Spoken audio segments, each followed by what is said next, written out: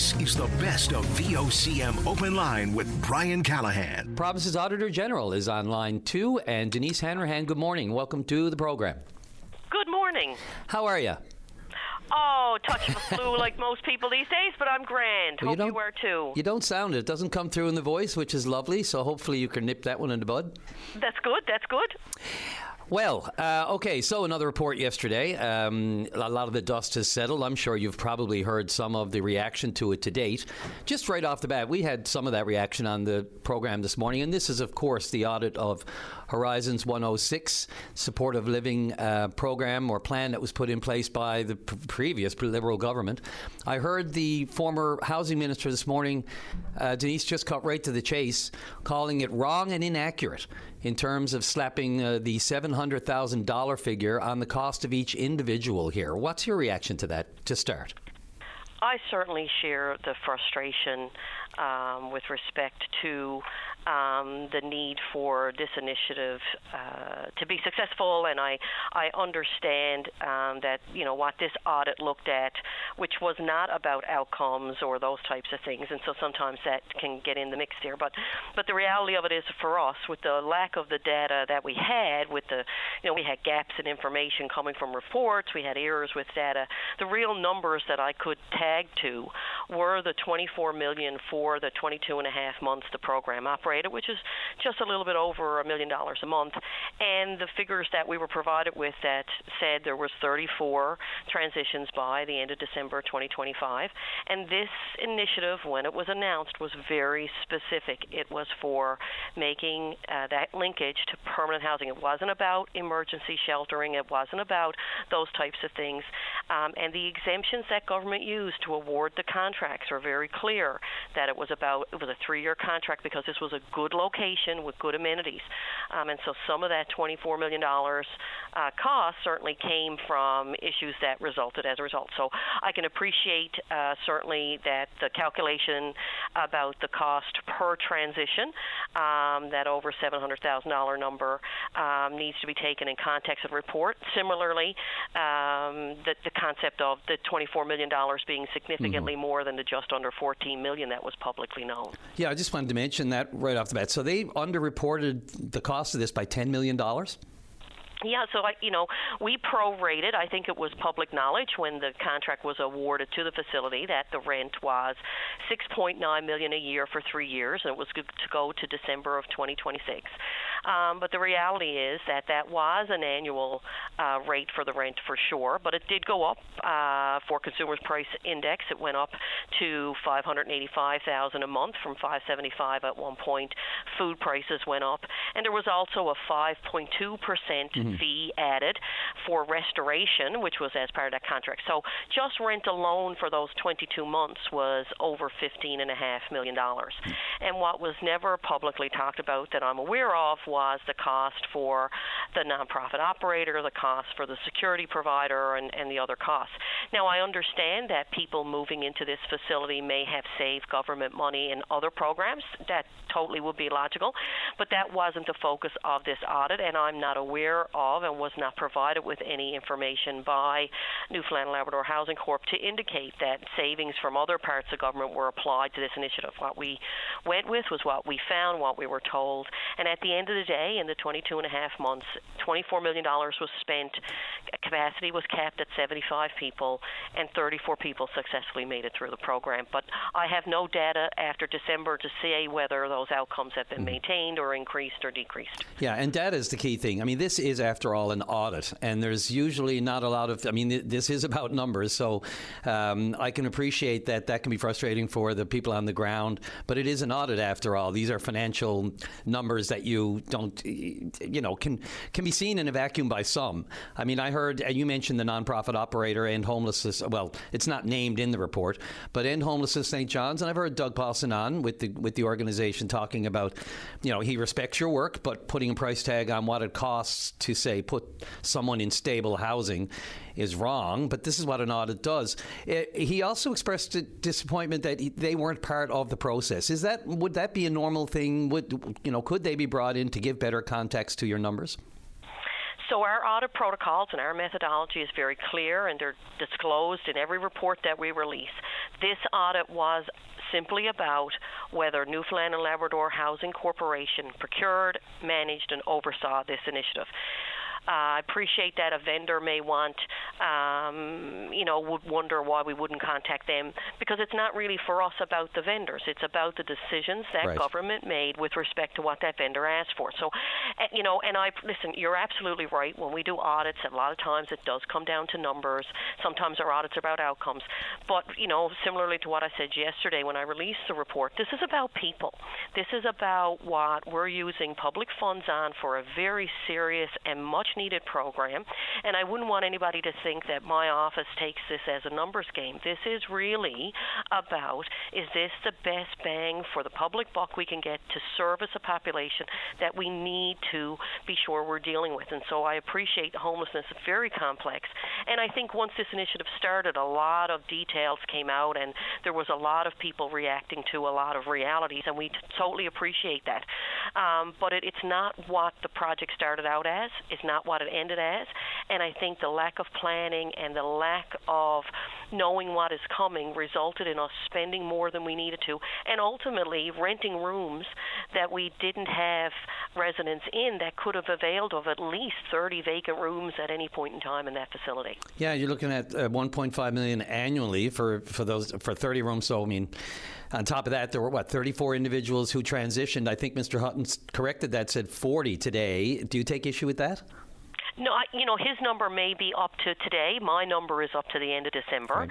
So, and listen, I really appreciate you calling that out, because sometimes the translation of my audits cut off at a date that's not today. This cut off in December of 25. Right. And the other thing is, when you look at it, the quantity of transitions, which ultimately was the purpose here, also masks, I guess, the fact that there was other people at the facility that came and went. There were people there for short amount of times, longer amount of times, and without that data, for me to make that sensitive a calculation, I needed to have something here that made sense to what the initiative was, and that's where that figure came up. But the real figure I hang my hat on, to be honest, is that this cost $24 million over 22 and a half months, and that the facility had a 29% vacancy rate, and that we paid for things that we either, could have gone to tender or could have had a different process that may have found us got a better value, and that ultimately, because we didn't do any evaluation, I can't even tell you if we matched the outcomes.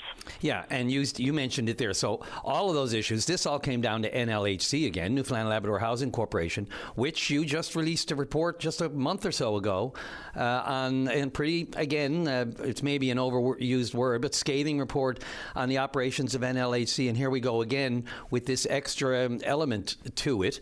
If you could do a summary report, let me ask you this, and I wish we had more time, but if you could do a summary report on all the reports you've done in the last year even, I mean, there is a lot of, criticism of the governance of these different departments and different entities within the previous Liberal government. I mean, if you could do a summary report of all of them, what grade would you give it? Because they've all been pretty harsh.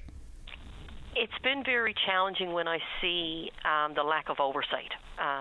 Entities do their work. They have boards. They are allocated funds. They make decisions, and they operate every day. And certainly you're correct.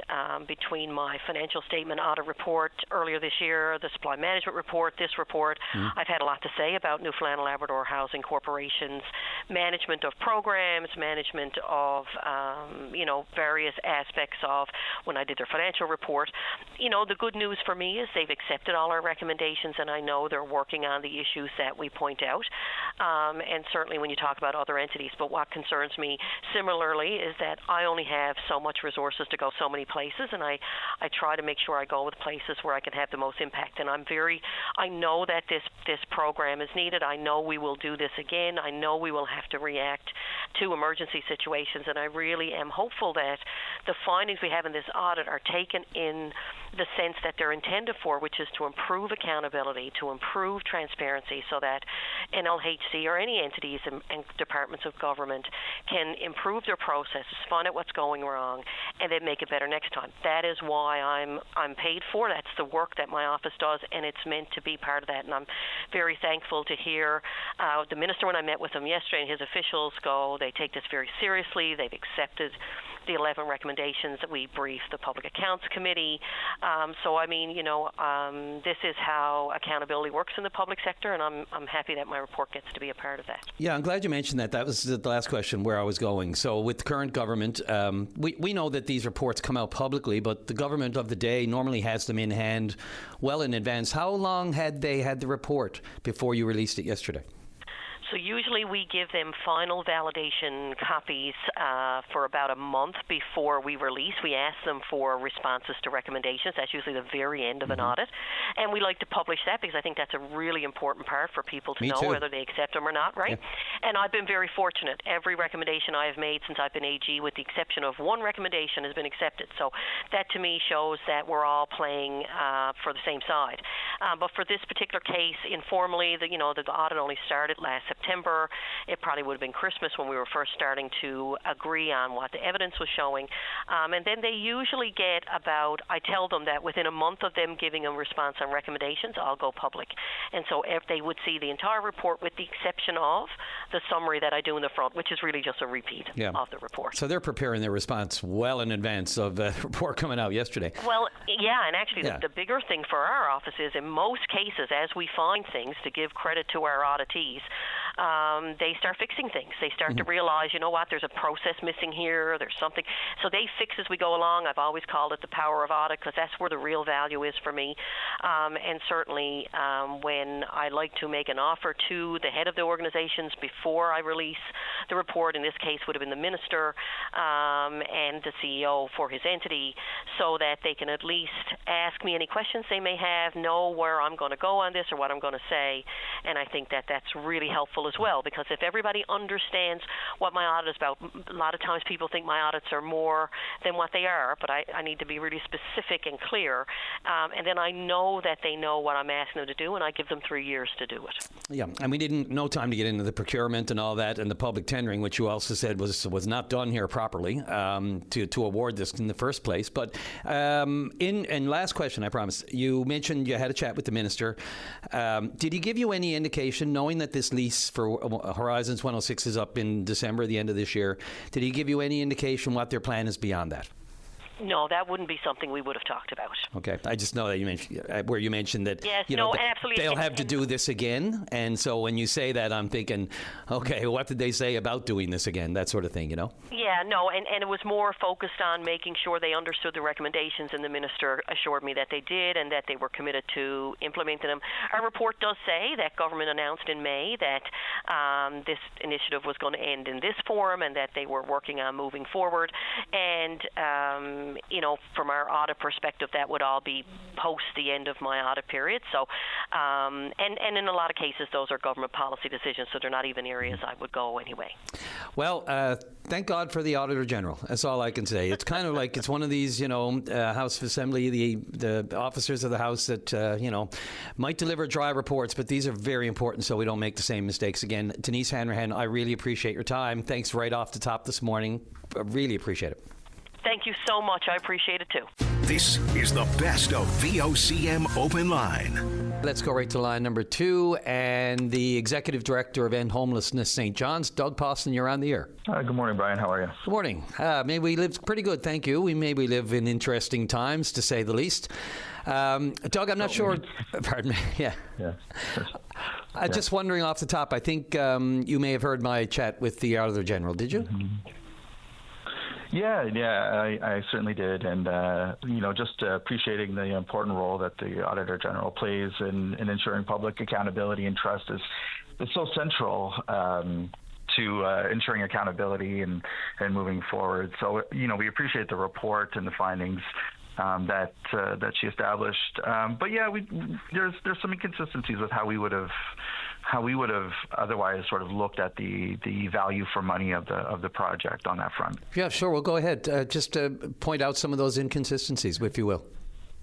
Well, I think for us, I mean, our stated objective of taking this on, which probably wouldn't have been a part of the government's decision in procuring the site, whatnot, but it was always to relieve pressure on the current shelter system, and in doing so, creating safe and healthy environments that support folks with their health and their housing journey. So that was always the goal for us to take this project on. We've been really clear from the outset that the goal was about system transformation, showing how shelters should be resourced and supported to support folks to move from their experience of homelessness and into housing. So we knew taking this on, we were going to focus on supporting the folks who had the longest histories of chronic homelessness in our community. And I think that's really important to specify, because the goal in doing taking that approach, again, knowing the cost of the lease and the opportunity to show and demonstrate that we can house folks who've been chronically homeless, was that those folks were going to need longer time to stabilize. They were going to need more supports, both housing and health related. And we wanted to demonstrate that is a model that could actually, in the long run, reduce chronic homelessness in our community. And the alternative to that option at Horizons, and the lack of social housing, which we know the Auditor General's had a report on before, and other support-based housing models, is that folks continue to languish in shelter, and at a cost of roughly $250 a day. So it's really important to acknowledge the intention and the profile of the individuals being served, versus, say, if you or I all of a sudden found ourselves down on our luck, experiencing homelessness, but with light touch support could find a housing option. Our goal is very much focusing on the folks with the greatest needs. Yeah, and look, there's, as I mentioned to Denise Hanrahan earlier, there's a lot of numbers in this, and it is an audit, so it probably takes away the human aspect a little bit. I mean, they have to boil down to the black and the white. But we all remember, if we put ourselves back in that day, the pressure politically when all the tent encampments at Confederation to start, Confederation building, and that was a bad look, period. And then, they moved on down to Bannerman Park, and then we had all the issues there with the washrooms, and it was in the media every day. There was a lot of backlash, so hopefully this isn't taken out on the people themselves. I said earlier, we have to be careful not to point the finger at the people who still need these supports, as you said. But one number that jumped out, and we could go on forever with this, was, the empty rooms. 30 empty rooms at a cost of $1.5 million annually. I mean, in people's mind's eye, this was wasted money. That's the impression it comes out. And the issue here is the residency being capped at 75. And I've heard this over and over, even before the Auditor General's report came out, this cap on the number of rooms. How has that ever been explained? Well, it hasn't, to be honest, and I'm glad to hear you say that, because I can't get. Yeah, and I think I'm glad that Denise was able to highlight that, because that's been a point of contention for us for over a year. We ramped up this project really significantly through the sort of spring and summer and fall of 2024. And there was some growing pains as we were ramping up the largest congregate housing model in the province. But we capped it at a time where we said we just wanted folks to stabilize, and then that cap remained permanent. And I was never informed, and I don't think this is a result of the senior leadership at NLHC. I think these were politically motivated decisions, but I could never get an explanation. And over the last year, we have advocated, with our community partners consistently, monthly, to expand the cap. We know that we could be doing far more. We could support far more folks. So if we're looking at this cost per transition, which is a different methodology altogether the AG used that we would use, but that would be immediately lower if we were able to support more folks. So I'm glad the report highlighted that, because I have never been able to get a response. I know that there are folks who are experiencing homelessness right now in our community who are being sheltered in other hotels, and we're just scratching our heads as to why we can't be supporting more folks using this model that's better, that integrates supports, not just a hotel bed somewhere else in the city. Well, as I mentioned to the Auditor General, I wish I had more time. This program kind of limits us a bit on such a massive topic. I'll leave you with this. Obviously there's a lot thrown on the former government's shoulders here, responsibility for this, but also end homelessness St. John's doesn't escape it all either. The Auditor General found that there were unreasonable costs on homelessness St. John's as well while operating the facility. Namely, I think she highlighted like $6.4 million in grant payments that were given to end homelessness St. John's. And she noted that numerous expenses, quote unquote, for staff lunches and staff appreciation activities appeared to be unreasonable in a public sector context. Your comment? Yeah, well, I'm happy to explain that. I mean, we provided lunch to staff for 2 staff social events, one in the summer and one for the Christmas holidays, as a lot of nonprofit organizations do. The total cost of that, and we had one lunch for our departing social work students, because unlike government, where we don't have the funds to sort of pay them a stipend, so we often take our students out for lunch when they conclude their terms. But factoring in that lunch and then those 2 staff appreciation social events, the total amount was just under $2,700. So I look at that and I say that's 0.04% of our overall budget. It's very minimal, and I actually think we should have a conversation about how we show frontline staff appreciation in our sector. This is a sector that is consistently being asked to do more with less. There's consistent burnout in the sector, and I think that headline is a bit misleading. I wouldn't want anybody to think that we're spending money nefariously on lunches for folks. This is straight up for our frontline staff to show them appreciation for the hard work that they do and the dedicated work that they do. Yeah. Nonetheless, do you disagree with her characterization as unreasonable? Yes, I do. Yeah, in that context, because there was no context in the report provided, there was no details. We would have expected at least the numbers to be available, but there weren't any. Understood. Doug, listen, I appreciate the time as always. Look, there's so much more to this. Feel free at any point as you're going through it, or anything else that you'd like to update. By all means, give us a shout. I appreciate your time. Yeah, I appreciate your time too. If anybody's interested, we keep updates on our website, weekendedit.com/106. If anybody's looking for any information on the project, data, and whatnot. So, but yeah, appreciate your time, Brian. Thanks for having me. This is the best of VOCM Open Line.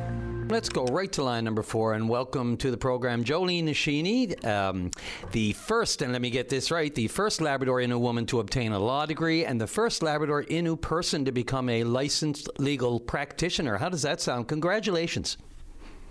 Thank you so much. I watched with great interest and even some pride, I watched just knowing, and now I'm wondering, you are to Daniel Nishini. Are you, I'm just asking coldly here, daughter or what relation? He was my father. Yes, okay. Sorry, we didn't ask this offline, but I was pretty sure. And I had some great conversations as a journalist with your father over the years. Passed away, I believe. Is it almost 10 years ago now, maybe? Or more than that. 2009 he passed 2009. Away. Wow, time flies. Well, I'm really obviously, he must be very proud of you today looking down. Jolene, from Shahajit, is that correct? I always try to get the pronunciation of Shahajit. We pronounce it here on the island Shahajit, but it's Shahajit, is it not? Yeah, Shahajit. Yep, that's good. So, what did that all mean to you this week on Monday when you were called to the bar? Well, it really meant so much because I'm already licensed in Ontario, but I chose to just get a certificate in the mail because I knew that my career would lead me back to Labrador. And so for me, it meant so much because I wanted to have a ceremony in Newfoundland and Labrador. I knew that the call was going to happen, but I started early on making those conversations. And then finally, when the time came to get called in Newfoundland and Labrador, I reached out to the Law Society, and they were more than willing to accommodate and to have such an event. It's amazing. So before law school, you had your Bachelor of Science in Geology from Acadia, and you actually studied law at University of Vic, right? UVic on the West Coast. Yes, I did. Yep, I did. It was I knew that I did want to go to law school eventually, but I wanted it to be on an Indigenous law term, and at that point I had been out of school for about 2 years, and I'd been waiting around, and then I heard from a colleague, now colleague at my law firm, that this new program was starting out at the University of Victoria, which actually put into the specific education law school requirements from the TRC, the Truth and Reconciliation calls, about having a law program for Indigenous law. And that was right up my alley, because I knew that if I were to go to law school and become a lawyer, it would be to try to put Indigenous law into Canadian common law. When did this first become, something in your mind that this could be possible, might be possible, you could do it? Because you are the first Innu woman to be able to obtain a certificate in this province and the law degree. Growing up in Shahajit, I'm sure there weren't a lot of other kids that were thinking law degrees, were there? And how were you all able to achieve? People will wonder how you were able to achieve that, and when it first became something in your mind. Well, growing up, having a father who I did, who was right in the thick of it as my sister and I were growing up, so we witnessed him in more court cases and jail cells for protecting the land and fighting for the rights of the Innu, because at that point in time we weren't even under the Indian Act. So he had spent so much of his time in the fight for Innu recognition, and we had just seen him sit at our kitchen table with politicians, lawyers, other huge Innu leadership advocates like Penote Ben Michel and Bart Jack. And so my sister and I, it was all our life, pretty much. We just grew up in these high conversations of injustice, and it's something that we both really took passion to. But my sister decided that she'd be an archaeologist and preserve Innu culture from a very young age. And so it left me with an open book of I was interested in it, and she was on the other side of things, preserving the culture. But then I had thought to myself, well, who's there to fight for the culture, especially after my father had passed away so early on. He really brought me into teaching. So I'd come home after school and he'd tell me about Grassy Narrows and all of these other different court cases. So he really brought us up in that way. However, living in Shahajit at that time, we were not scarce to any of the struggles that were happening in the community. So it was a hard push through to get to where I got to, and having teachers and in my school, some believing in me, but also some thinking that I might just be another statistic in a reserve. It was a quite hard push for me to get to where I am today. Incredible. And I'm sure you're a massive role model to other young girls and other young people in the Innu First Nation, whether it's Shahajit or elsewhere. I wonder, what kind of law do you plan to practice, or are you practicing?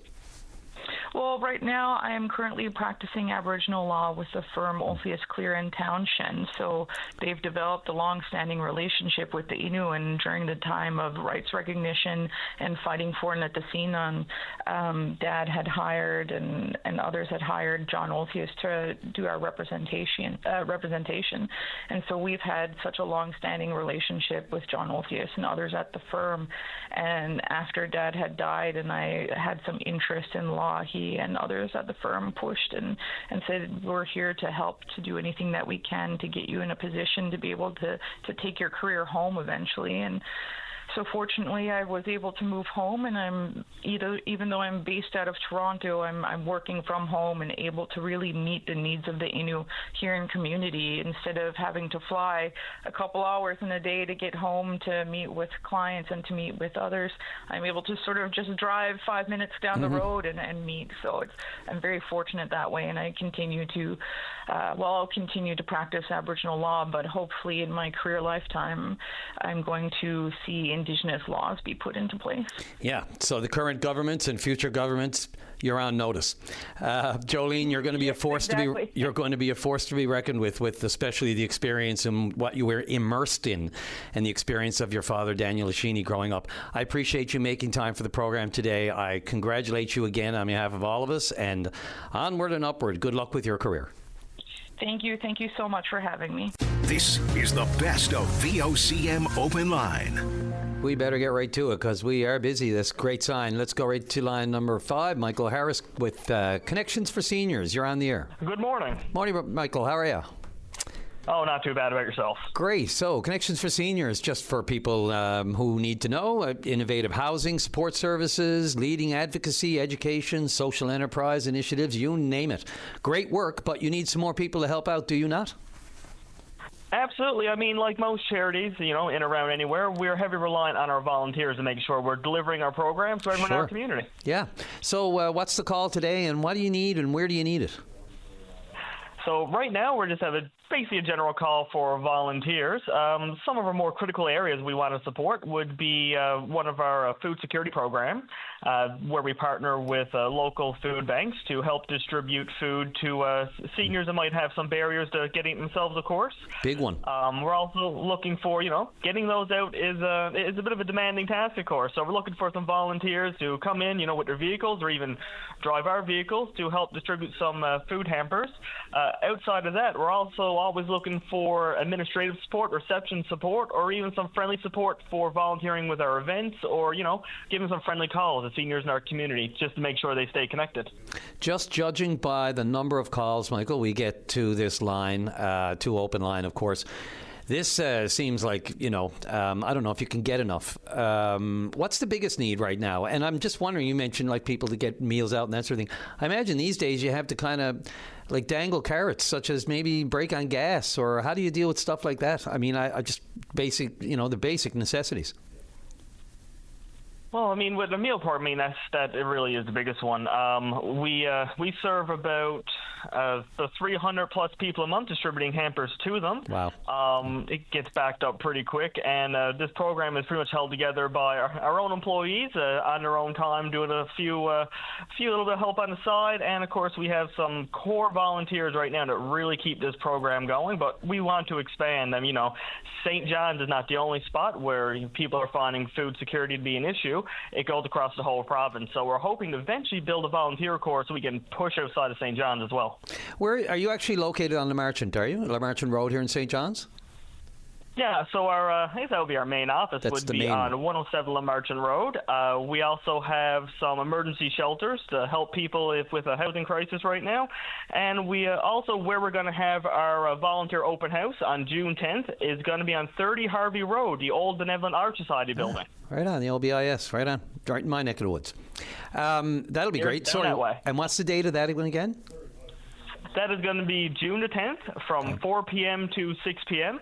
Everyone's welcome. They can come out and check kind of what our programs do, see if there's any volunteer positions they would like to sign up for, and we're also going to have a few snacks as well. How long have you been involved with Connections for Seniors, Michael? Oh, not too long myself. I came on board last year in January, but the organization has been around since 2018, and there's a lot of exponential growth there. We recently had a few of our conferences that touched more on housing, some housing development, and 60 units, which are going to be built soon on Alexander Street with affordable housing for seniors. Yeah, I was at that down there one day for the ribbon cutting, if I'm correctly remember. It's hard to keep track. I believe you were, yes. Yeah, we may have even met that day, but I'm brutal for names and faces, so forgive me. I got relatives that I run into them all. I can't remember first names, so I apologize to all of them. Michael, I only asked that because, clearly you talked about the work or the staff and the organization growing exponentially. So is the need. I don't need to tell you. Since even January, have you seen it grow like people are feeling it? Oh, there is an extreme increase since January for, reliance on food. Of course, a lot of seniors right now. It's one thing to go and pick up a food hamper yourself from a food bank. It makes it a lot more difficult if, you might have some mobility or transportation barriers. We're seeing it growing. Right now, we're doing our best to support the people we can, but we'd like to see the program grow a lot more. There is a lot more people out there we can definitely help. Since January, we've probably seen about a 20% uptick. Yeah, I can't imagine, and it's not going anywhere anytime soon. We know the need, the regular calls we get here, and it's just getting so expensive. So organizations like yourself are invaluable, and I appreciate the phone call. And one more time on that open house, I think people just, sometimes, it's fine to hear it on the radio and that sort of thing, but if you can make a trip and just to feel it tangibly in person, that makes a huge difference. So one more time for the location and the date and time of the open house. Absolutely. So that is going to be June the 10th at First Point on 30 Harvey Road from 4 p.m. to 6 p.m. You can also fill out a volunteer registration form on our website, connectionsforseniors.ca. We also have some information constantly populating on our Facebook page, which is facebook.com/connectionsforseniors. And you can reach out to us directly if you're interested in volunteering, 709-727-8081, or if you have any general inquiries, 709-699-0006. Fantastic. Connectionsforseniors.ca and the Facebook page. I know on your website it shows work in progress, website under construction, but there's a lot going on there. So I guess it's just being updated because there's lots there. So you can check out the website as well. Michael, thanks very much for the call and good luck with this. Thank you. You take care now. This is the best of VOCM Open Line. Go to line number 1, and caller, you're on the air. Yeah, I'm calling about an issue that came to light last year. Since the spring has come now, I thought it would be important to revisit the issue about the artificial flowers over in the Mount Patricia Cemetery. Yes, I remember doing a couple of stories, the fake flowers, as they call it, or the issue of non-biodegradable flowers in that cemetery and the environmental impact, I think was the rationale given by the cemetery, if I'm not mistaken. Well, I think with a couple of issues, like points I'm going to try to make, that maybe there could be some kind of a compromise here in regards to the flowers. First of all, many people buy their monuments with the vases with the intention of putting artificial flowers in there. So with the addition of the vases onto the monuments, that's like, hundreds of dollars extra for the monument itself. Also, if somebody was intending to use real flowers there, I mean, you can't even get grass to grow there at the best of times. So how is anybody going to maintain putting flowers in their vases? It's just, I know I've been going there for 52 years. And my dad passed away 52 years ago, and until 20 years ago, I went there not every day, but I visited there quite often with my mom. And since my mom passed away 20 years ago, I have since taken over doing the flowers. Now, there's a couple of ways to get around this. First of all, we're in the Catholic part of the cemetery. The monuments are flat to the ground, or close to the ground. The winds are extremely high there. And for that reason, I always put small flowers in my mom and dad's vases. So when the winds are blowing, it's not, going to affect the flowers very much. When they're stood up high in the vases and the winds are blowing, they have a chance of blowing out. And yes, they can blow all over the place. The other thing is, not all the monuments have these vases on them. So people put their flowers into the ground. There's no way with the winds over there, they're going to stay in the ground. I know from going over there quite often myself that I've picked up other people's flowers and try to figure out where they came from or whatever. If they look really old, I'll just put them in the garbage myself. Yeah. The other thing is, for the whole cemetery, there's only 2 garbage receptacles. It was my suggestion that maybe a dumpster be put up down in the lot next to the office house there for people who might want to get rid of their flowers, because for the whole cemetery there's a garbage receptacle place just across the lane from my where my parents are buried, and one way down the end of the other part of the cemetery. That is not suitable for all the flowers and graves that are over there in that grave yard. It's just. I mean, to look at it, I took pictures of them last fall. It looks funny. You got all these people trying to clean graves or whatever. You got two little garbage cans. I mean, what you guys put out in St. John's for your recycling, those cans are bigger than what they got over there.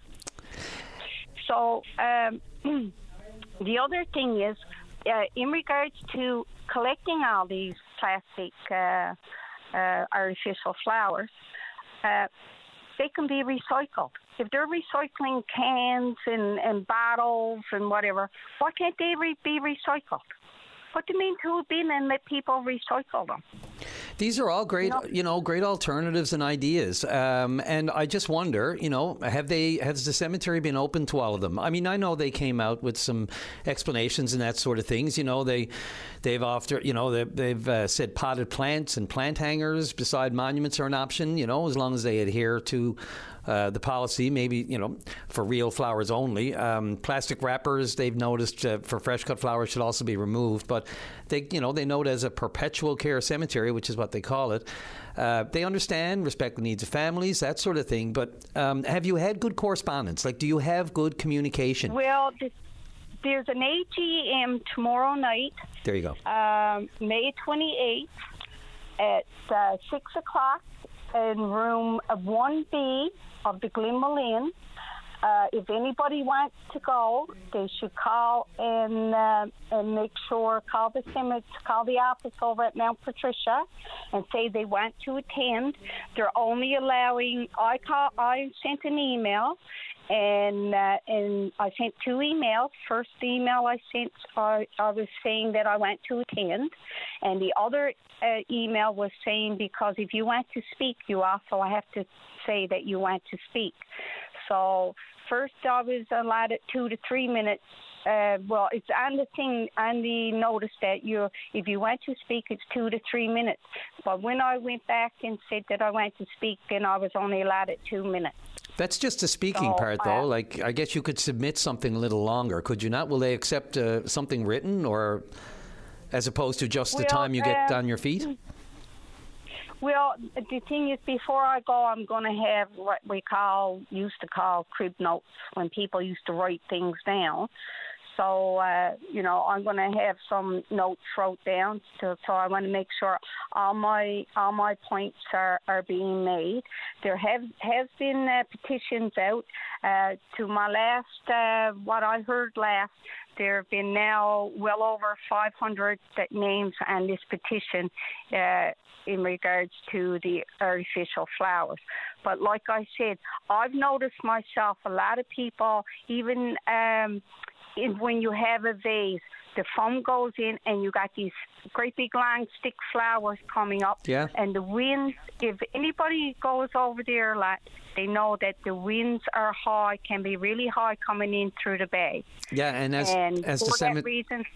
Sorry, as the cemetery has said, and they end up in landfills, they blow around. I mean, that's the whole point of this. The flowers fade, become dirty. I didn't mean to interrupt there. It's just that I just want to remind people, the policy is any unclaimed artificial flowers will be removed. And as of next year, no artificial flowers will be permitted at all. So, caller, I'll give you just a minute if that's okay to wrap up. I'm sorry, that's another minute more than you're going to get at the AGM, but it's a minute nonetheless. Oh, that's okay. Yeah, go for it. Yeah, so I just feel with the points that I tried to make today, that maybe between the people who are caring for loved ones' graves and the cemetery people, that maybe we can come to a compromise about the artificial flowers, if it's in regards to height and if there's an actual place to put them, and putting a dumpster there.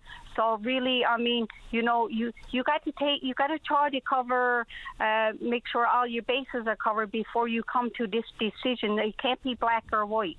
It's you can't say no more artificial flowers unless you try all avenues to try to make it work for everybody. Understood, loud and clear.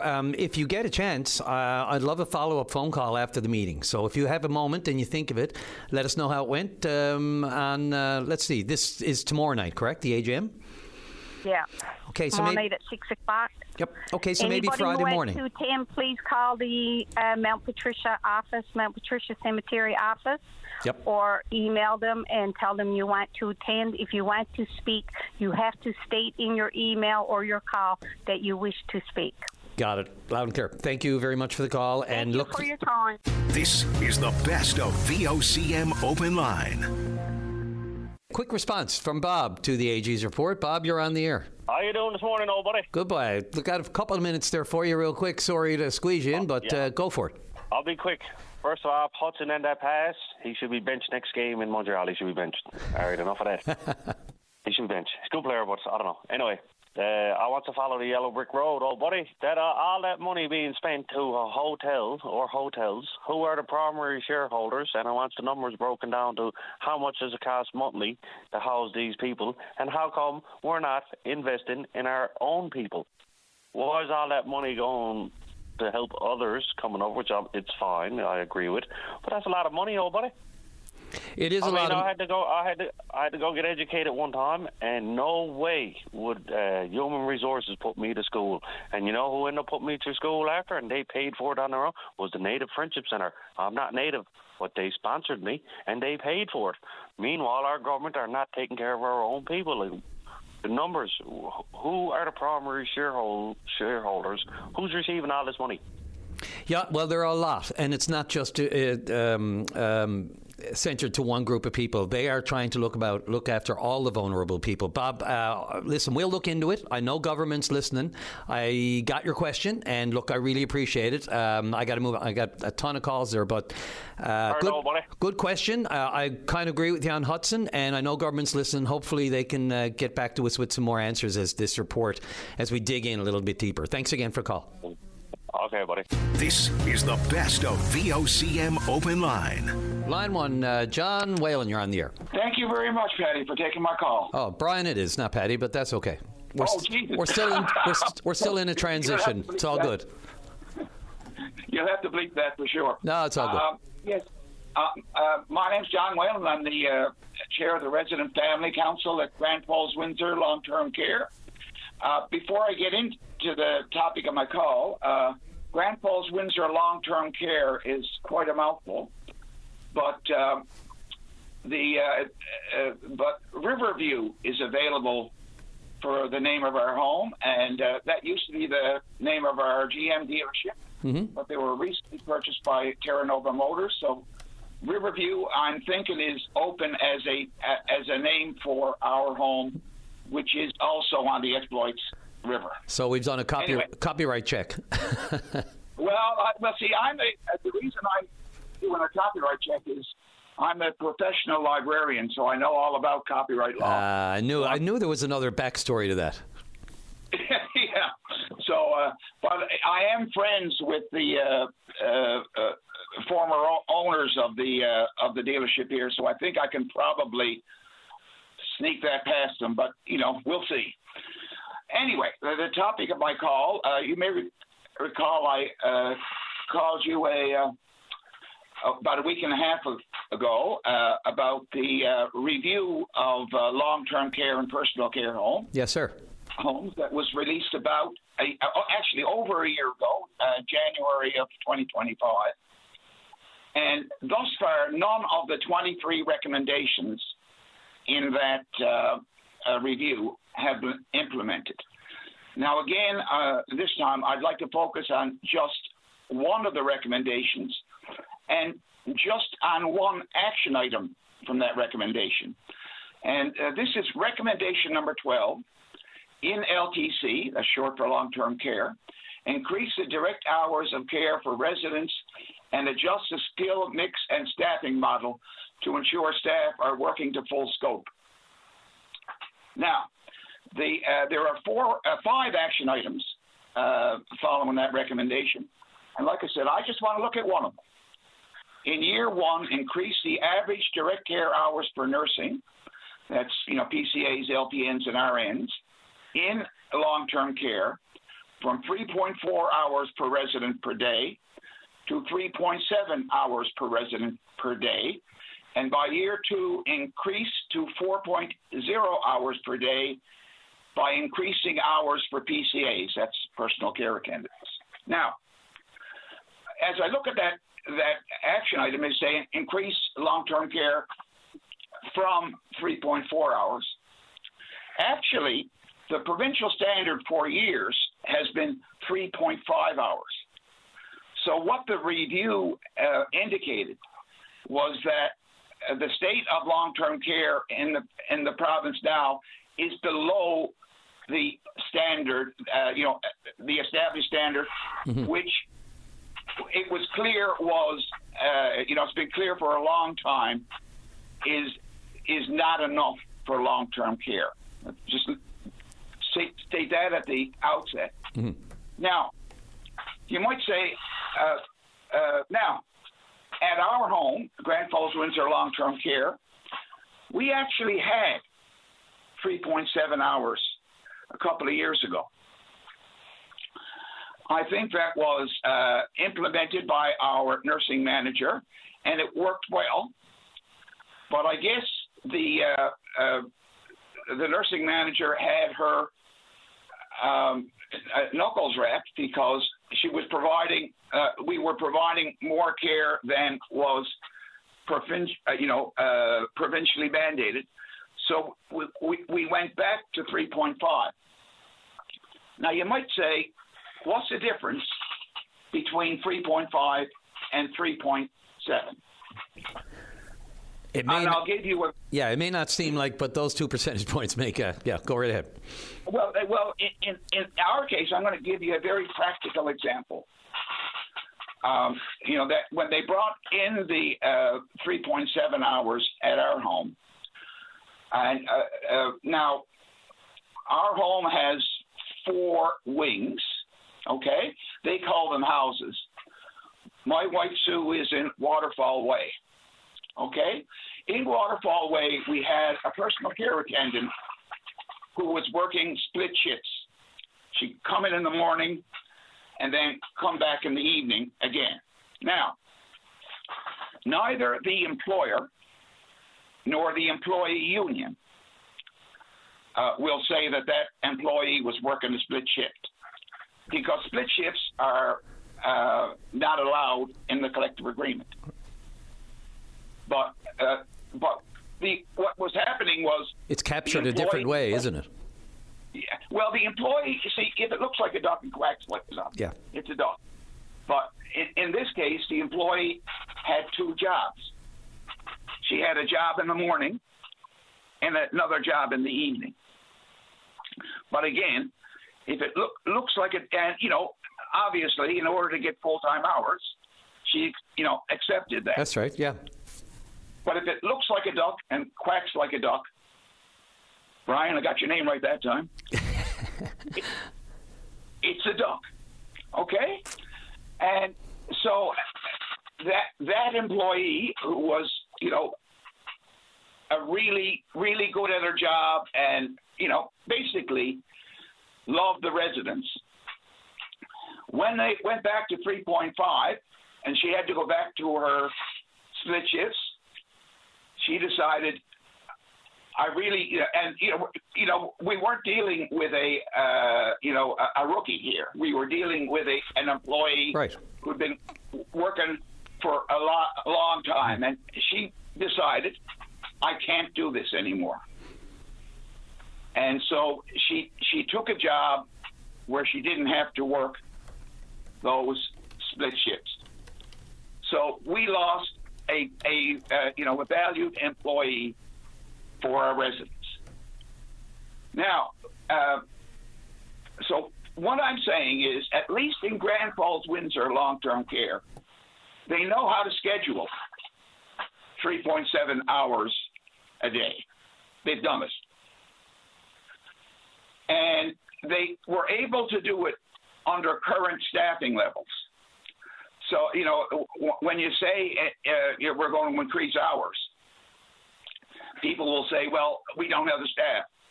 But with the staff available, our home was able to provide 3.7 hours per day. Right. So I'm calling on the provincial government right now if you want to do a pilot project where you implement the action item from recommendation number 12, Grand Falls Windsor Long-Term Care is ready, willing, and able to implement it. Heard loud and clear. I'm a little past the break, and I hate to ever cut you off on this such an important topic, John. Not cut you off, but to give you a shorter shift. I'll just ask you to wrap it up, but I do want to say, by the way, Waterfall Way, that's almost as nice as Riverview. And I also wanted to... I agree. And I wanted to also ask you how your wife is doing. Well, it's under circumstances. I appreciate, and it's personal, but Yeah, Sue has MS, but she's got dementia associated with it, and her name is Sue Hickey.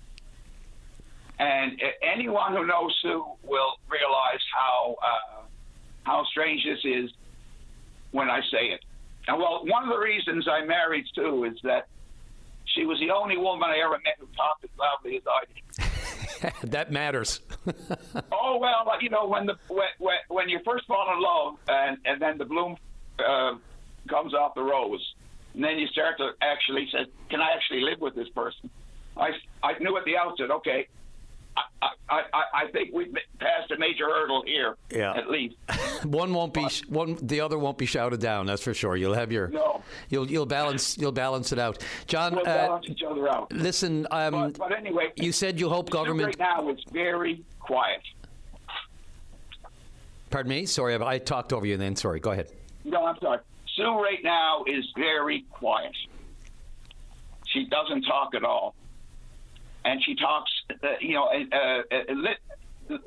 limitedly, right? When she's actually addressed with a question. So she's a different person, but she's still my wife, and I still love her. That is it. I'm glad you said it all right there. Those characteristics, whether it's the loud talking, I mean, it's that's why you love them, right? You lose a characteristic, that doesn't change your love for that person. John, only because of the time, and I hate that that's an issue, but look, I know government's listening. You mentioned that recommendation. I appreciate the call every time. There's a lot I know you'd like to get into, but I appreciate you just taking call it a tidbit. Little nibbles at the time, little nibbles of each issue, regarding long-term care. So I do appreciate that. Got to get off to the break, but look, don't be a stranger, and keep me posted on you ever receive any kind of response from these overtures to government. Well, I know they're listening, Brian. Yeah, we all do. They listen to Open Line. They got to match it. They got to make sure everything's accurate. Yeah. John, thanks so much. Yes, absolutely. With the chair of the Resident Family Council out at Grand Falls Windsor Long-Term Care. Take care. Thank you very much. This is the best of VOCM Open Line. Let's keep it going. Line number 2, Melissa, you're on the air. Hi, thanks so much for my call. You are very welcome. Go right ahead. Yes, so my name is Melissa. I'm a parent here in the Clarenville area, and I recently put a Facebook post online regarding the classroom caps that NL Schools has in place, and it's gone a bit viral because it's something that has been, I guess, a lot of people across Newfoundland and Labrador, not just in Clarenville area, have identified as it being, a long-standing issue and something that everyone feels, very wholeheartedly about and wanting some change. And it all kind of came about from, we had heard about recent changes happening for the upcoming school year here in Clarenville for our children. And upon that, we had sent off a few emails to, NL Schools and government to kind of look at reconsidering some of the, plans that are coming up in the fall. Yeah, because a lot of this has to do with numbers, but you argue, of course, and rightly so, it should be about the level of support, not necessarily basing it down to, statistics and graphs. And I mean, that's important for the number counters and the crunchers at government. But no, your point well made. Go ahead.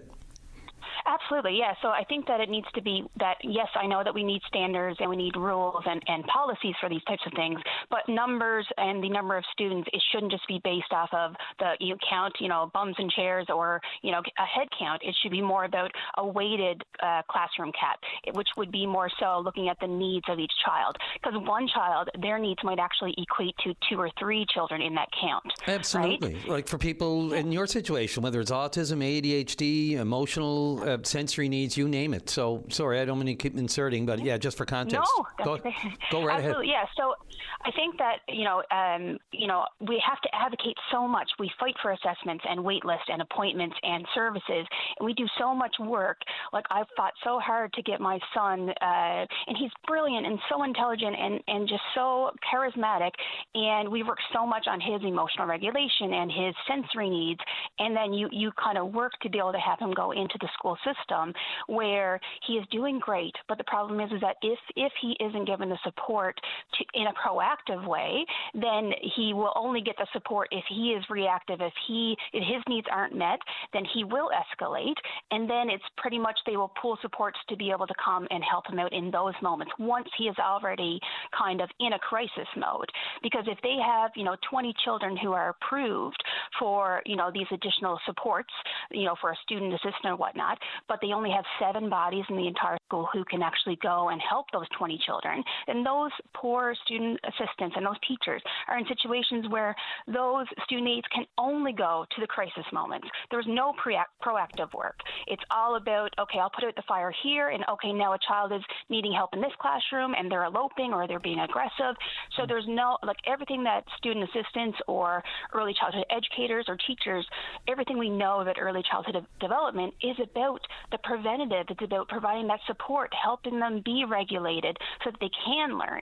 And if we are in a model where we're just putting out the fires, how can they be in a learning environment? How can we support them? Yeah, and when policies are being delayed or they're waiting until September to administer them and just see what the numbers are like, that seems absolutely reactionary as opposed to proactively.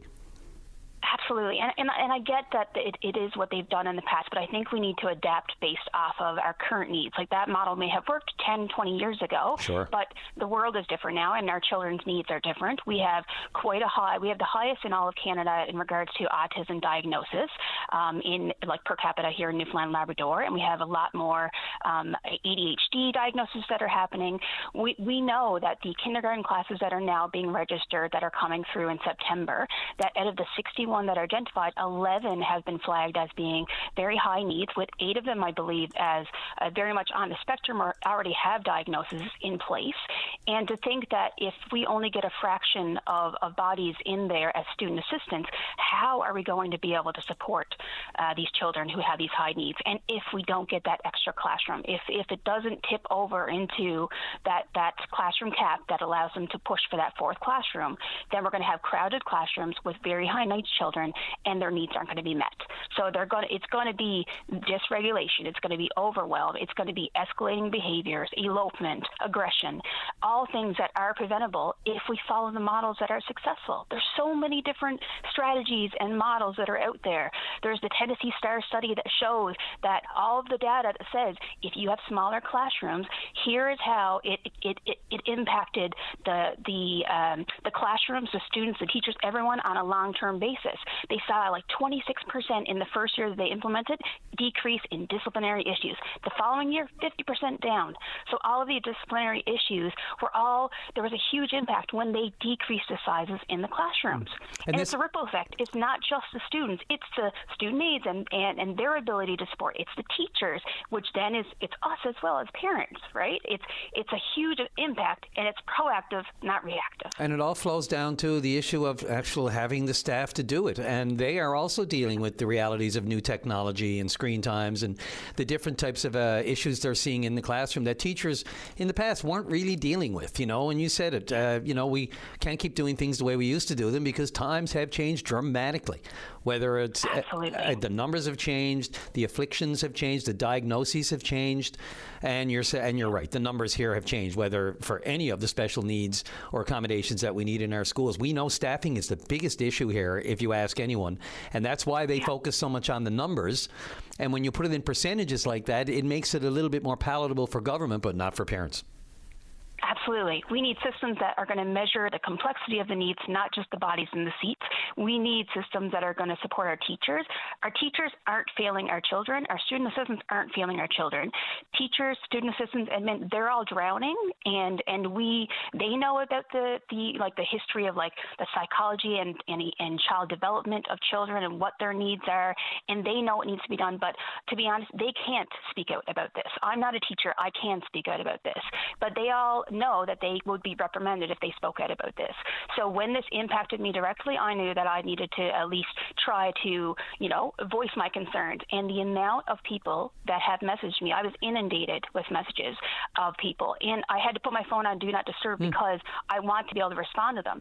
So I actually ended up, after so many people had reached out and they had, spoke about the concerns, I just created a anonymous form to be able to put out there as well, so that I can get everyone's concerns. I can put out there what your recommendations are. What is a good model that they can see happening? What can we do to make change? Because I agree that we should bring forward concerns, but I also think we need to be effective and efficient here and be like, okay, how do we create change? At a systemic level, who do we speak to? How do we create change in policies? How do we advocate for this? Because many people have commented and said, I tried this 10 years ago and it never got anywhere. Okay, I respect that. That's your story. Absolutely. But that's not going to stop me from trying. And I think that if we do this in the right way, then we can advocate and push to have NL schools and the government, pull together, listen to us, and kind of strike while the iron is hot before everyone goes on summer vacation. Right on. And look at, it's not working. We need to adapt. Maybe we need to look at a different formula that includes all the complexity of needs, and look at how this is really a disservice all across Newfoundland and Labrador, and how it's impacting our children, our teachers, and our schools, and our communities as a whole. Melissa, I'm hoping people will do it. I'm not surprised at all that there's been such a groundswell of support to your cause, to your message, to your post. It's one of the better uses of Facebook I've seen, that's for sure. And I can only imagine it'll be up and on from here. Please stay in tune with the program. You're a strong, articulate voice for this topic, for this subject, for this cause. And I'll bet you there are many parents just, chomping at the bit to find out how they can get in touch with you as the phone's been ringing off the hook. So I got to get to a break, but thank you so much for the call. Thanks for putting this top of mind. We'll be following it, and I look forward to more calls and more information from you on the topic, as you, I'm sure, will have more interactions with government. Thank you so much. I appreciate it. This is the best of VOCM Open Line. Let's get right to line number 2. And caller, you're on the air. Good morning. Yes, sir. Caller in line 5. Yes, that's right. Go ahead. You're on the air. I'd just like to add to a few comments to a caller you had previously on your show, a trades worker with the Department of Transportation Infrastructure. Yes, sir. Well, I'm a trades worker as well, Yeah. Skilled trades worker, Red Seal, and my co-worker as well. And we do work in these buildings, in these highways, depots, and garages, and other government buildings. Mm-hmm. And morale is at an all-time low. Frustration is at an all-time high because certain trades got this extra pay, this bump in pay, and the rest of the skilled trades are getting left behind. Yeah, that was the opinion expressed. Sorry, go ahead. No, the gap is getting wider, and like I said, it's very hard. It's very hard to swallow, and you're not getting any answers from your union. Union, I don't know. Union is dead in the water as far as I'm concerned. You have to rely on them to be able to communicate, to find out what's going on. I mean, look, that's the first step for you. I mean, we can all run up to Federation Building and protest on the steps and be angry and all the rest of it, but your union is there for that very job. And if you don't have communication with them to be able to at least say we're going to bat for you to as you said, eliminate this stress at all-time low and pressure at an all-time high, or the words that you used. So no, any communication back and forth that they're addressing this issue? None. And you have shop stewards and all that sort of thing? Good stuff? Yeah. No, none. Made phone calls to the unions. Some union representatives agree with what's happening, and they're okay with the rest of the skilled trades getting left behind, like I said. And, just not getting back to you, right? Yeah, is this a numbers game? Like, is this like there are so many of these workers that the ones who feel hard done by are in a minority, and so they're left to the side? Is it that kind of Exactly. Okay, strength in numbers. Yeah. Exactly. So yeah, Right? the more. And- Yep. Yeah, and it's conquering the void. That's the way we're feeling. We're feeling left out. And like I said, morale in the workplace right now is at an all-time low. I've never seen it so low before. And frustrations are running high, and that's not good. It's not, and especially in the essential work that you do. There's people out there every day. We talk about 24-hour snow clearing. We talk about work services and all the importance to the highways and the depots and how it keeps us all safe on the roads in the end. And if you have, workers who are openly frustrated and upset, you're probably not getting, the best work out of them through no fault of their own when they're in despair like that. Caller, you know what? I'm getting close to the end. I've got you loud and clear, and I think I have another caller who is expressing the exact same frustration as you. So for sure. I don't want to give you short shrift. Do you want a minute there to wrap up, and then I'll go to the other guy? Yeah. Just got another couple of things to say. Sure. For all the other, I'm sure they're listening, and there's a few of us, not a greater number, but there's a few of us. For all the other skilled trades out there working in the Department of Infrastructure and Transportation, vent your frustration. Call you, because your show is a great show. Mm-hmm. Call your union and call your MHA or write your MHA a letter and let them know that this is not fair. And like I said, morale is at an all-time low and frustrations are running high. This is the best of VOCM Open Line. Let's go to line number 3. Patrick, you're on the air. Howdy. First one, because I think that will be a little bit more complicated, but we'll tackle the liquefied natural gas. Surely. The Feds announced there around May 14th an agreement with BC and the companies out there for the liquefied natural gas project, which is in Kitimat, to help them be able to enter phase 2. You're going to have to look that up. I'm not going to go down. I don't totally understand it myself of all the different phases and whatever. Yep. My basic question, if you know it or if someone else out there knows it, that can pass on to you, is the first. Well, 2 questions. First question on the Kitimat would be: Is this agreement between the BC government and the Feds, and between the investors in Kitimat and the Feds, is this an agreement in any way to put public money into Kitimat? Or is this just a policy initiative on the federal government's part? Meaning, they will make it easier to get the paperwork put through. Well, there's no final investment decision yet. That's the trick here. It is agreement, of course, between the parties, not the least of which, and this is just for people that don't know. This is the proposed. I think the dollar figure I heard is $10 billion for a floating LNG facility, and it would have capacity, I think, for about 12 million metric tons of LNG per year.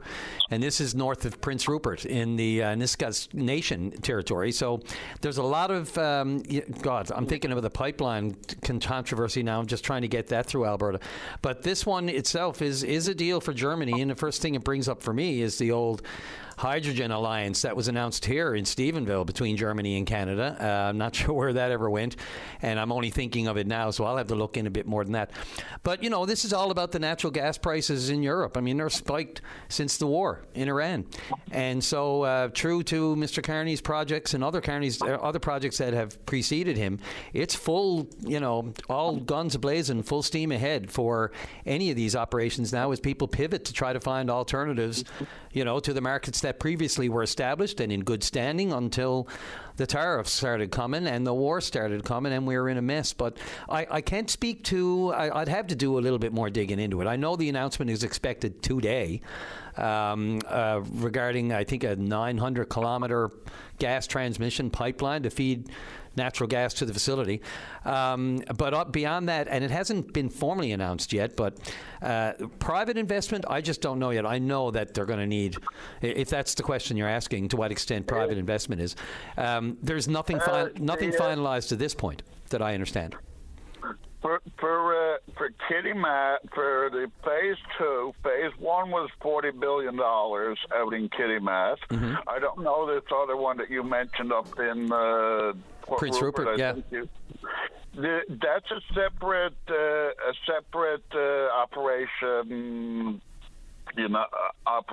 Separate ownership, even as far as I know. That one is, yes, in the vicinity, I think you said $10 billion to get this up and running. Last estimate that I saw, I don't know, I haven't looked today, but yeah. That's what I saw, I think.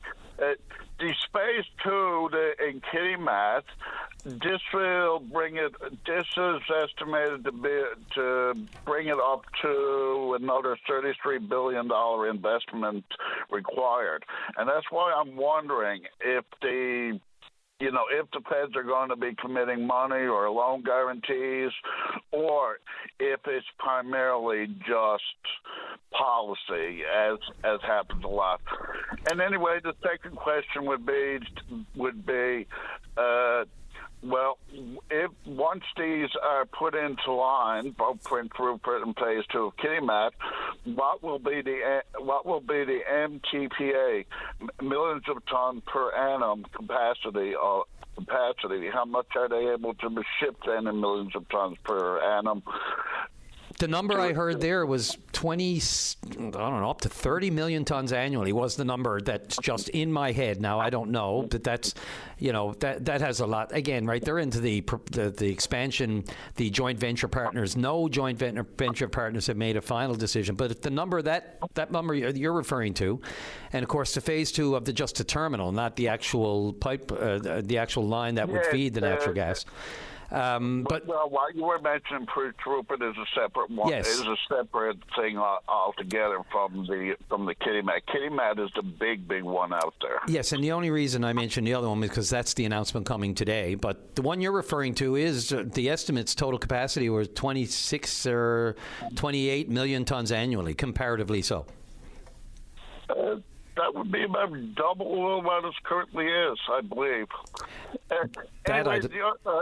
So finish up that on a separate question, which was, if they were putting funding in it, if the feds were actually going to be giving a loan guarantee or billions of dollars, hundreds of millions too, well, it opens it up for us here in Newfoundland to say, well, look, we have claim power. We have, because that was the issue against a few years back when Trudeau was in against this Kitimat and against other things, saying, well, look, it's not clean energy. It's not clean energy. It's, polluting energy, and we can't be, we're promoting, and the Paris Agreement and all of this, we can't be involved in this. So it's great to see that to some extent Carney has changed the tune a little bit on, and the situation, as you said, of the high demand for for energy in any capacity right now. It has changed people's tune. But anyway, it is, if there is money being put in it, well, that allows us with Gull Island or anything, we look for our funding or whatever. And the second part of Newfoundland I would like to know is we had the Placentia Bay Liquefied Gas Company. That project seemed to go off the radar, failed, give up on, the same as the John Ridley and the hydrogen products here in Newfoundland. Is there anybody out there right now proposing liquefied natural gas project for Newfoundland? I know it will be contingent on Equinor and what they do in Beta Nord, but is there anybody proposing that at all, or is all this, with BC now, is that going to flood the market and increase the volatility of the price of liquefied natural gas, that the combination of logistics and pricing, supply, demand, make liquefied natural gas unfeasible for Newfoundland. I do know there ones, and again, there was the Muse Energy Project, and that the problem is, of course, we don't have an operational export terminal in the province. Although there's a lot of talk about that. There's the Placentia Bay, Grassy Point, I think. And of course, this is all happening much to the chagrin, and it's funny you mention it, as the former federal Environment Minister, Stephen Guilbeault, is expected this afternoon to announce his resignation as an MP, and much speculation is it has a lot to do with the change of tune of Mr. Carney from what Mr. I never knew that. Thanks for that information. You're welcome. I'm curious to see what former Premier Andrew Furey thinks of it. Of course, they were good friends, and I say that tongue-in-cheek, that Guilbeault was resigning. I mean, by all means, I'm welcome.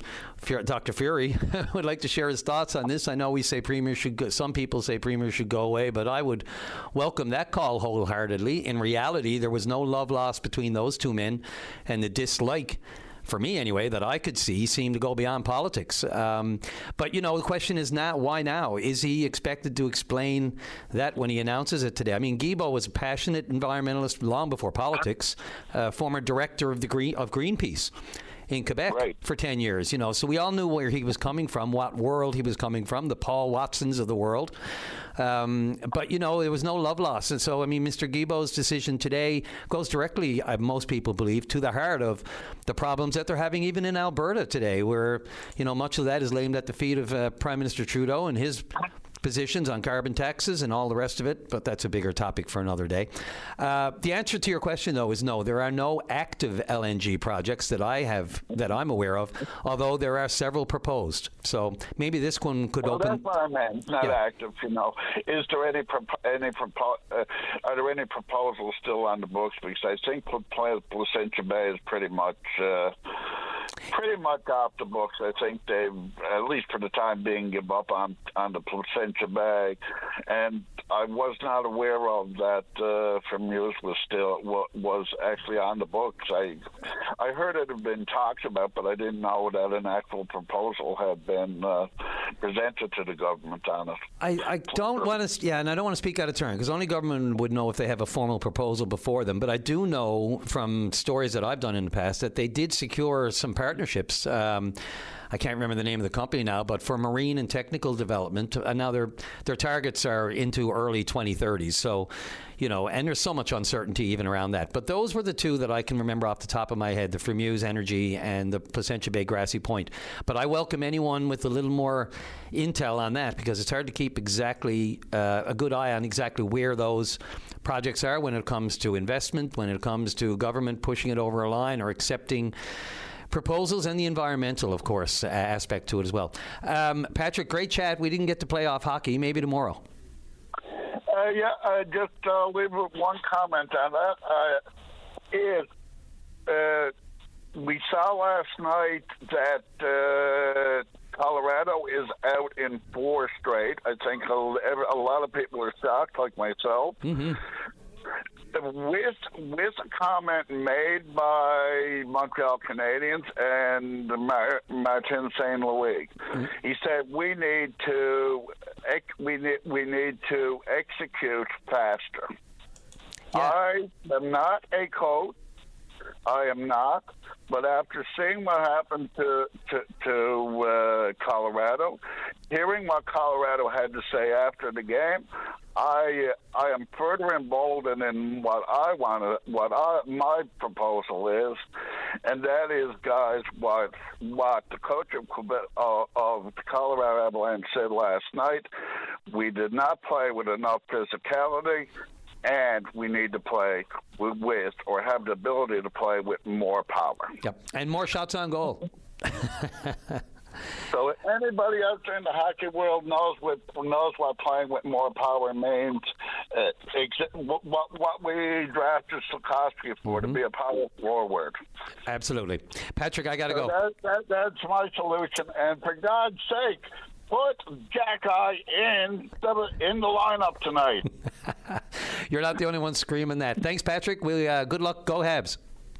Yes, go ahead. This is the best of VOCM Open Line. Let's go right to line number 2. Caller, you're on the air. Hey, Brian, how you doing? Pretty good. Did you hear our previous caller, and are you kind of same mind? I did, yeah, and he's exactly right. I'm a welder with transportation and work, so I work in the garage with mechanics, and a lot of the operators are back and forth. Last year they got $12,000 extra. This year they're getting $24,000. And there's nobody here that makes a pile of money. Like, you know, I hear a lot of people, the jokes about the government and stuff like that. Like, my check, I was just saying to a few fellows there, we were comparing checks. Like, I make $1,600 every 2 weeks, clear. Like, I got no problem in, you know, $64,000 a year. So no one's making a pile of money. Previous to me going to this job, I was with the pipe fitters and the boiler makers. Everybody was paid, whether you were a pipe fitter or a welder, you're paid the same amount. You would never see, other than like if you went to Alberta on a shutdown or something like that, if you were holding a stainless ticket or, you know, in the welding part of it, you would probably get an extra couple bucks. But like to take, you know, $36,000 now, throw at people, and there's no one here making a pile of money. Everybody here just seems, you know, I think unemployment is like they're clearing $1,400 now on unemployment, and a journeyman welder is here, like, and this is the dirtiest job that you would ever. People don't even realize how dirty this is and what people actually does here, you know. Yeah, beyond just being as in dirty, as in just getting your hands dirty. It's just a dirty job. Yeah, it's just a dirty. It's just a dirty job. There's a lot of paint. There's a lot of rust. These trucks are falling apart. I mean, it's just a dirty job, right? Yeah, and it's also, I would suggest, kind of risky. You know, I mean, you're involved with all these chemicals. You're in garage situations. You know, I mean, it's risky. It's hard work. It's dirty work, as you said. Not in a negative context, but I totally hear what you're saying. And when you're comparing checks in the shop, you know, there's no secrecy here. Everybody knows what everybody's making, right? Oh, yes. I mean, it's, you know, like I said, unemployment is $1,400. So, like, people out there got this way, like, you know, that, you know, that the government is getting a pile of money and got it made. But, I mean, that's what I clear, $1,600 every 2 weeks, you know, and unemployment is $14. Well, from the previous caller talking about the lack of communication with the union or even other umbrella groups, are you feeling that too? Oh yeah, there has been nothing, you know, and I worked out in Full Arm and Long Harbour and Syncro, you know, like anytime there's anything like that, there's usually a walkout or something, you know. Yeah. And I don't know if that's the route that it's going to have to take, because the union don't seem like they want to do anything. There's no talks. There's no. They think that it's fine, I guess. I don't know. Well, probably not fine, but there's no communication with it. There's no harm in telling me specifically which union we're talking about, because we're going to make a call out to them and Trades NL and anyone else, and to try to get to the bottom of this before it even gets to government. You know, I mean, if you can't know what they're fighting for at the table, and if it doesn't involve you and it doesn't advance your cause, then that's a problem. Yeah. Well, that's an 8, right? Yep. Is there a particular bargaining unit or anything like that, or is it just? That's MOS, yeah. Right, the MOS, right. Yeah. Well, look, we've had, it's funny, you know, how this show takes off. We had one caller, and then we got the emails and your call and the caller before you. This is clearly something that needs to be dealt with, and I just can't get my head around the lack of communication. Clearly, it's a situation that they don't want to discuss. It just seems like to me like the numbers are not here. So, like in the scratch, we got 4 welders here, right? You know, that's all that's ever been compared here. Compared to the other numbers. Well, they're crying for, say, mechanics. Yeah. Right. They got 8 or 9 mechanics here. They're looking for more. There's mechanics, you know, all over the island. We're welders. There might be a couple out in St. John's, or, you know, it's just not a lot. It's hard to attract them to when they know that there's a massive disparity, or at least a significant disparity in the wages. Right up to noon here now. A quick sec to wrap up. Yeah, no, that's Your about message. it. I guess them couple guys covered it off. I'm just winging it here now, basically, But yeah, no, that's it. I mean, I just want to say what they're getting. They're getting basically since last year $36,000 extra. That's a lot. We've been always on the same pay scale in regards of the agreements and hourly wage and you're here and there's fellows going around talking about what they're going to buy and they're going to go on a trip and and then there's other, you see the money that you're making, so, it's not hard to do the math on it. Oh, and that's where the morale goes downhill. Look, I appreciate... Oh, 100%. Yeah. Yep. Appreciate the call, and there's strength in numbers when you call the program, too. So everyone's listening in this today, and I suspect it'll gather some moss from here on. Thanks for the call, and appreciate the input. And, we'll reach out to Trades NL and the union, see if we can get some answers for you. All right, thank you. Okay, thanks for the call. There we go. That was a wild one and a quick one. Thanks to all the callers. Thanks to Dave Williams back there handling it all like the expert and pro that he is. Everybody, Mozzie won, but drive safely. Arrive alive. VOCM cares.